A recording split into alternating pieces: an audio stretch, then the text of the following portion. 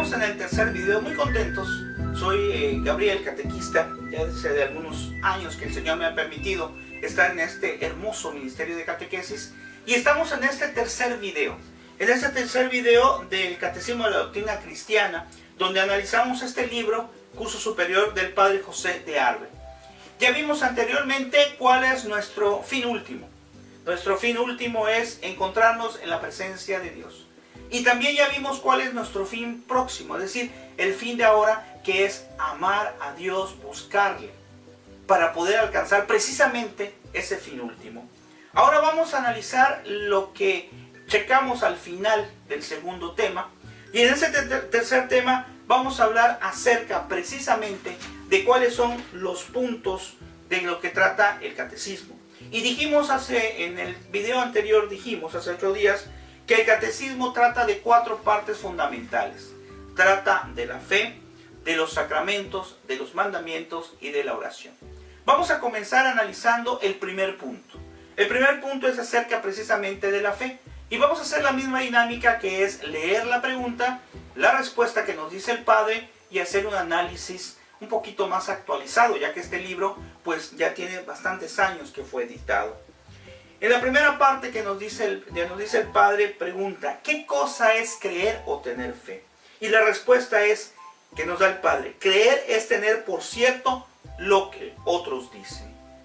Pero entonces aquí podríamos manejarlo de manera global, ¿verdad? Yo puedo creer, si alguien me dice, ¿sabes qué? Va a llover.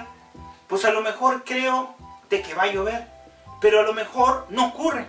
Y no necesariamente porque la persona me haya mentido, sino porque a lo mejor pensó o escuchó en la radio, en la televisión, que iba a llover y no llovió. ¿Qué significa esto? Significa esto que aunque debemos de tener fe en las personas, claro que sí, debemos de tener fe en tantas cosas, en el futuro, en nuestra relación con la familia, confianza y fe. La fe fundamental, o la fe que no va a ser inquebrantable, la fe que no se va a equivocar, que no me voy a equivocar en tener fe, será hacia Dios. Y me establece la segunda pregunta, dice: ¿qué es creer en Dios? Precisamente, creer en Dios es tener por cierto todo lo que Dios ha revelado. Volvemos a mencionar, yo puedo tener fe en muchas cosas, pero la fe en Dios es una fe correcta, porque Dios no me va a engañar. Ahora bien, como dijimos anteriormente en otro video, pues en algunas ocasiones tal vez las cosas no salen como yo quiera. Tal vez alguna enfermedad, alguna situación personal, alguna situación familiar nos hace decir, bueno, ¿y dónde está la confianza que tenía en Dios? ¿Qué fue lo que pasó? Y podemos pensar, no nos ha respondido Dios. Podemos pensar, Dios nos está fallando. Sin embargo, no es así. Porque Dios tiene a cada cosa o permite por algo las cosas. Y en algunas ocasiones no es que Él quiera, o prácticamente ninguna, ¿verdad? Él no quiere nuestra tristeza, no quiere nuestra desgracia. Pero el mundo, el pecado, ha sido introducido y es causante de estas situaciones. Por ejemplo, si hablamos del hambre, dijimos la vez anterior, si hablamos de la guerra, pues podríamos pensar, ¿y Dios dónde está? ¿Dónde está? Cuando estamos viendo que se está muriendo tanta gente, cuando estamos viendo que hay tantos problemas. Dios no quiere eso. Dios está ahí. Pero lo que ocurre es que nosotros como seres humanos, dijimos la otra vez, a lo mejor no estamos desarrollando las cosas bien. Por eso en alguna ocasión recuerdo que hay un pequeño cuento, un relato que me contó mi tía, en paz descanse, que decía, pues que una vez llegó una persona toda desesperada con el Santo Padre, con un Papa, y le dice: oiga, Padre, Santo Padre, disculpe, el mundo está muy mal, ¿qué vamos a poder hacer? ¿O qué tenemos que hacer? Y le dijo él: lo primero que tenías que hacer es cambiar tú. De tal manera que es eso, el cambio, el intento de mejorar de cada uno de nosotros, de las cosas que hacemos mal, de los pecados que cometemos, ese va a ser una gran ayuda para poder mejorar y a través de la oración pedir también que mejore el mundo. La tercera pregunta es: ¿por qué hemos de tener por cierto todo lo que Dios ha revelado? Y dice la respuesta: hemos de tener por cierto todo lo que Dios ha revelado porque Dios, infinitamente sabio y veraz, no puede engañarse ni engañarnos. Y dice: la fe no se funda en ver o comprender de lo que creemos, sino en la palabra de Dios que es infalible. Eso dice Hebreos 11, capítulo 11, versículo 1. Y aquí podemos reflexionar algo muy importante. ¿Por qué vamos a tener, por cierto, todo lo que Dios ha revelado? Dice aquí, porque Dios no nos puede engañar. Pero vamos más allá. Dios siempre ha querido que nosotros sepamos las cosas, que sepamos la verdad. Y esa información se encuentra precisamente en las Sagradas Escrituras y en el magisterio de la Iglesia, que nos ayuda a conocer más acerca de lo que Dios ha revelado, acerca de las cosas que Dios nos ha dejado. Por eso es importante que nosotros siempre busquemos a Dios en las Sagradas Escrituras, que es viva y eficaz. Y aquí dice algo muy interesante. Dice, hemos de tener, por cierto, todo lo que Dios ha revelado. ¿Ok? Y dice, la fe no se funda en ver o comprender. Por ejemplo, si hablamos acerca de las Sagradas Escrituras, de la Sagrada Eucaristía, y decimos, en ese pedacito de pan, ¿está Dios? Tenemos que tener la fe que sí. Precisamente ahí está Jesús. Ahí está Dios verdaderamente presente en su cuerpo, su alma, su sangre y su divinidad. Y alguien me puede decir, no lo veo. Y yo le podría decir, cuando doy estos temas de la Sagrada Eucaristía, yo podría decir, ok, ¿no lo ves? Y te pregunto algo importante. Tú estás viendo, voltea a ver hacia los lados. ¿Tú alcanzas a ver que pasan ondas de radio? ¿Alcanzas a ver que pasan ondas de celulares? ¿Alcanzas a ver de manera microscópica que aquí hay un montón de polvo donde estoy? Y no porque no haya limpiado. Que hay un montón también, que puede haber un montón de tantas y tantas cosas alrededor y no lo estoy viendo. Entonces va a parecer como pasó con Santo Tomás, que decía, hasta no ver, no creer. Por lo tanto, si Dios, como dice el credo, Dios es Dios de lo visible y lo invisible, entonces ahí en esa hostia consagrada también está el cuerpo de Cristo, aunque yo no lo vea. Basta con que nosotros nos demos cuenta que Dios puede hacer todas las cosas y que Jesús dijo, Dios dijo, propiamente la persona de Jesús dijo, este es mi cuerpo, este es mi sangre, el que me coma tendrá vida en mí. Eso es suficiente para que yo tenga fe. Sin embargo, ya más adelante hablaremos sobre esto, porque del canal de youtube.com/supercatólico hay unos videos acerca de los milagros eucarísticos. Es decir, en algunos lugares, a través de la historia, la hostia consagrada se ha convertido en carne o ha salido sangre de la hostia. Estos milagros eucarísticos, en el tiempo actual, ha sido investigado por el doctor Ricardo Castañón. Te invito a que lo veas en el canal de youtube.com/supercatólico. La cuarta pregunta es, ¿podemos comprender todo lo que Dios ha revelado? Y el Padre nos dice, no podemos comprender todo lo que Dios ha revelado, porque en revelación hay muchos misterios que, si bien son superiores a nuestra razón, no son contrarios a ella. Misterio es una verdad de cuya existencia podemos tener absoluta certeza, pero cuyo alcance no podemos comprender sino de un modo muy imperfecto, porque sobrepuja nuestro limitado entendimiento. Me recuerda ahora algo muy interesante, ¿verdad? Se cuenta que San Agustín pues no entendía acerca de lo que es el misterio de la Santísima Trinidad, es decir, tres personas en un solo Dios verdadero.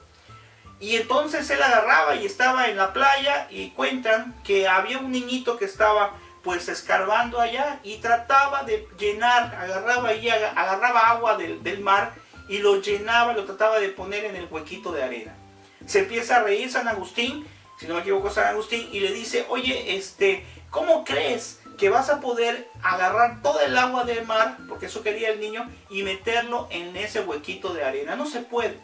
Y le dice él, tampoco se puede que tú logres entender plenamente el misterio de la Santísima Trinidad. De tal manera que volvemos entonces a lo mismo. ¿Podemos comprender todo lo que Dios ha revelado? No lo podemos comprender, pero por el hecho de que ha sido revelado por Dios. Aunque no podamos entender plenamente algún misterio, sin duda alguna es verdad. Y en su momento, cuando estemos en su presencia, tal vez nos enteraremos ya de manera más plena de cómo son esos misterios de Dios. Como Dios sabe infinitamente más que el hombre, es muy razonable que creamos los misterios que Él nos revela. Por otra parte, cuando creemos misterios bajo la palabra de Dios propiamente hablando, no sometemos nuestra razón, sino únicamente nuestra ignorancia. Es decir, nos estamos aceptando o debemos de aceptar los misterios de Dios. Cosas que a veces ocurren que nosotros no entendemos, pero donde Dios está sin duda alguna presente. La número 5 dice, por medio de quienes nos reveló Dios todo lo que debemos creer. Y el Padre nos dice, Dios nos reveló todo lo que debemos de creer en el Antiguo Testamento, por medio de los patriarcas de Moisés y de los profetas. En el Nuevo Testamento, por medio de su Hijo Jesucristo.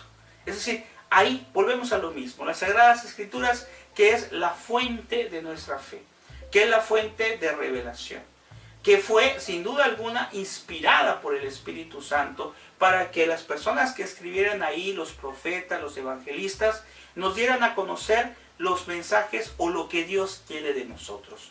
Siempre he dicho que las Sagradas Escrituras es como nuestro manual de vida, porque todos los problemas y todas las cosas se encuentran ahí como una palabra viva y eficaz y que nos tiene que servir a nosotros como una respuesta. Es una maravilla, por ejemplo, cuando si acaso no has leído los Salmos, te invito a que leas los Salmos. Es una maravilla, una belleza, como los Salmos nos ayudan en nuestros problemas, en nuestras situaciones y nos hacen encontrar con Dios. Muy bien, la siguiente pregunta es, ¿era necesaria la revelación divina? Sí, porque sin la revelación divina muchas verdades de fe no las habríamos conocido, sino con dificultad y de un modo insuficiente, y otras sin la revelación no la habríamos conocido nunca. Entonces, era muy importante la revelación divina. Era muy importante que en este libro, en las Sagradas Escrituras, se escribiera cada una de las cosas que nos van a hacer bien y nos ampliara el conocimiento acerca de Dios y acerca de su amor. ¿Quién nos enseña sin errar todo lo que Dios ha revelado? Todo lo que Dios ha revelado nos enseña sin errar la Iglesia Católica, que de Jesucristo mismo recibió el encargo de enseñarnos. Sin duda alguna que aquí puede alguien pensar alguna situación, pues ¿cómo va a ser que una iglesia no tenga ningún error? Bueno, en el aspecto doctrinal es asentada en la fe, en el conocimiento y en Jesucristo. La Iglesia Católica es fundada por Jesús que es Dios. Por lo tanto, la Iglesia Católica es la iglesia verdadera, porque no existe ninguna otra religión que haya actual, ¿verdad?, que haya sido fundada por Dios, que haya sido fundada por Jesucristo. Las iglesias llamadas cristianas, ¿verdad?, pues son iglesias muy buenas sin duda alguna, pero que no pueden decir que fueron fundadas por Dios, que fueron fundadas por Jesucristo. Entonces debemos de ser muy claros en esto. La Iglesia Católica hemos sabido y lo sabemos que es santa y pecadora. Es santa porque fue fundada por el más santo de todos, por Jesucristo. Pero es pecadora porque estamos nosotros, porque estamos tratando de limpiar o de purificarnos a través de nuestra vida, a través de los sacramentos, ¿verdad?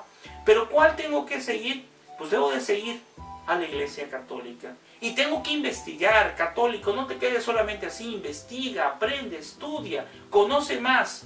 Como dije en el video anterior, para que no vaya a ser que venga alguien, te golpee la puerta y te diga, yo soy el que tiene la verdad, yo soy la iglesia verdadera. Cuando nosotros debemos de tener conocimientos y defender nuestra fe. Defender nuestra fe no es pelearme con el hermano, claro que no. El hermano separado es un hermano que tenemos que amar y que tenemos que pedir por él. Porque sin duda alguna, al igual que tú y al igual que yo, está buscando la verdad, está buscando a Cristo. Y tenemos que ayudarlo a buscar también, pero tener nuestra fe sólida. Si no, lo que va a pasar es que a lo mejor, decía por ahí, católico ignorante, seguro protestante. A lo mejor una persona pues desconoce de la fe y cuando llegue el momento, de repente ya está en otra denominación, despreciando la Eucaristía, despreciando también a la Santísima Virgen María, porque en algunas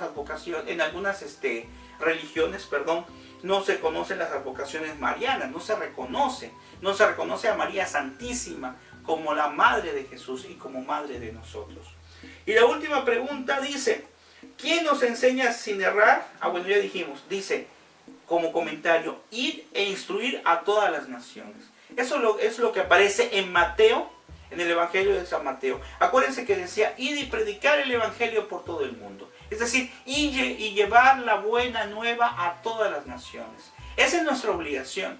Nosotros como católicos cristianos, porque hay veces que nos dicen, bueno, ¿y tú eres cristiano? Pues ¿cómo no vas a ser cristiano si sigo a Cristo? Somos católicos. Católicos quiere decir que es en todo el mundo, ¿verdad? Se extiende a todo el mundo. Y esta fe que tenemos tiene que ser una fe sólida en Cristo y tenemos que darla hacia los demás. Porque precisamente con esta forma de dar a los demás estamos demostrando que queremos a Cristo y que queremos llevar a más gente hacia Él, hacia la verdad, hacia su encuentro personal.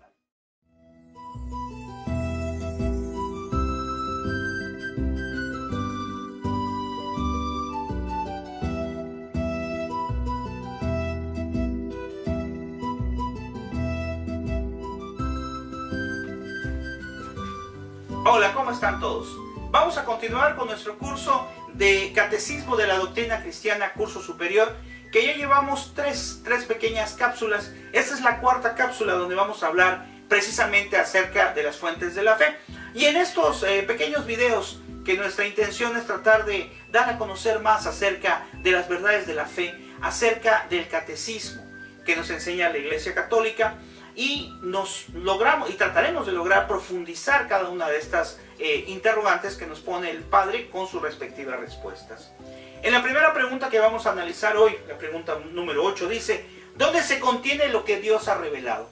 Y el Padre nos contesta, lo que Dios ha revelado se contiene en la Sagrada Escritura o Biblia y en la tradición. Por esta razón, la Sagrada Escritura y la tradición se llaman fuentes de la fe. De ellas saca la Iglesia todas aquellas verdades que nos propone como cosas de fe. Vamos a analizar esto. Vean qué interesante. Las Sagradas Escrituras, sin duda alguna, no es un libro igual.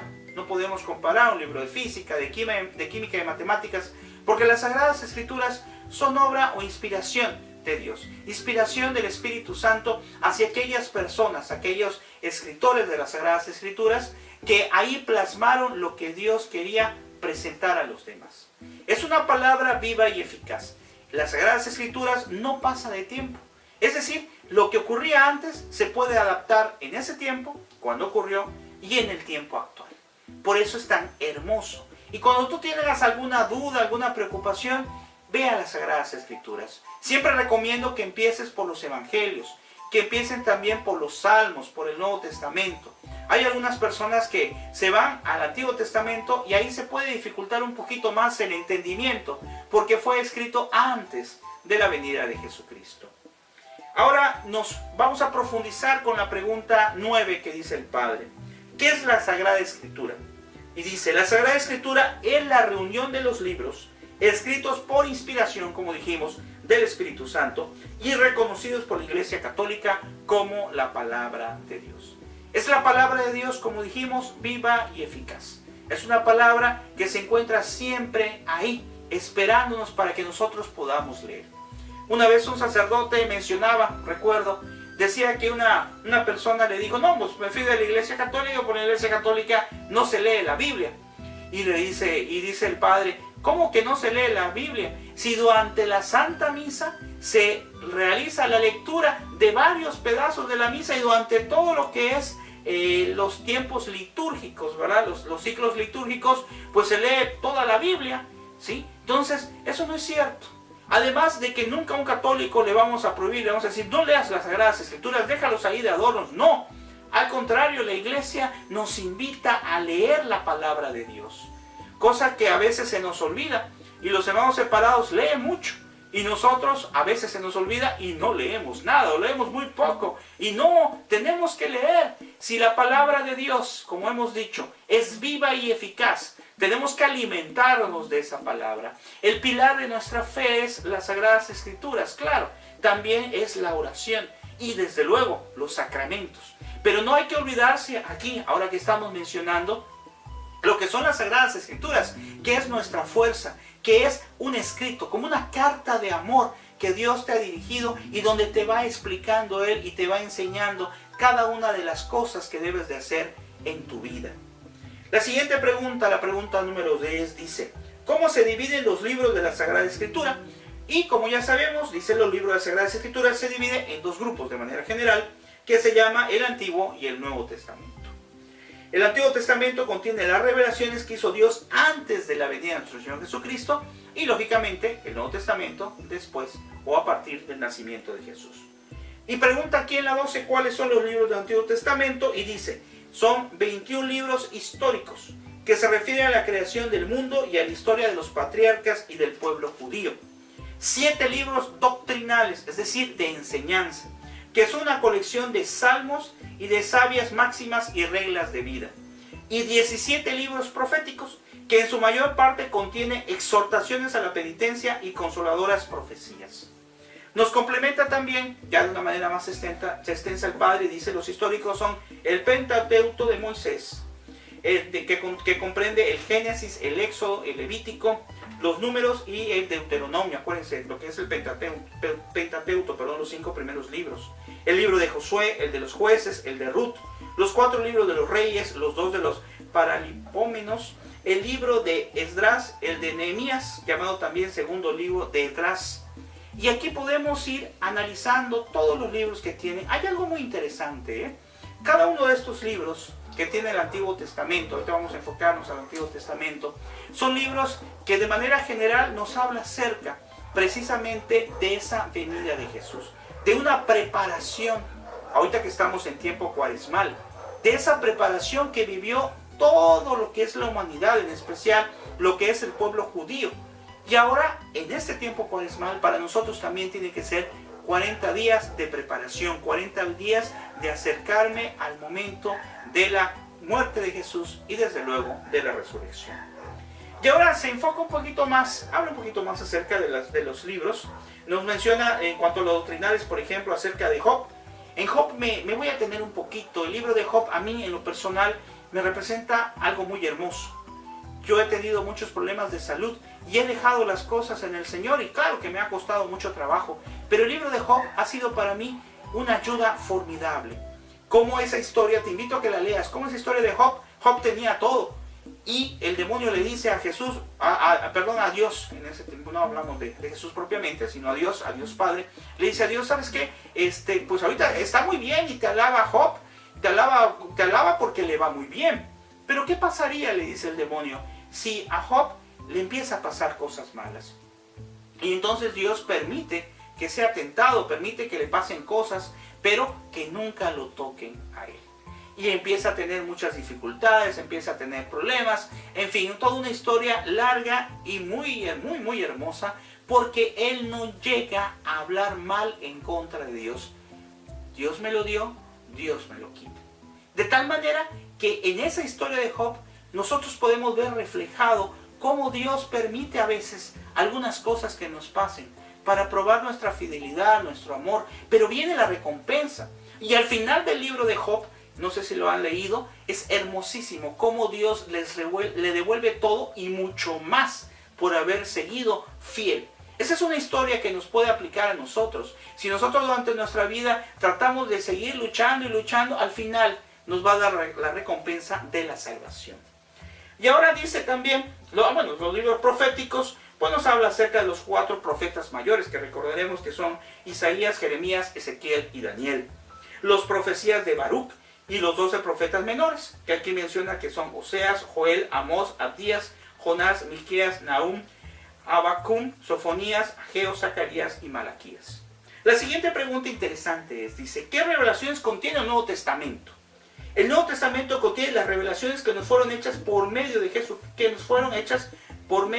Jesucristo y de sus apóstoles.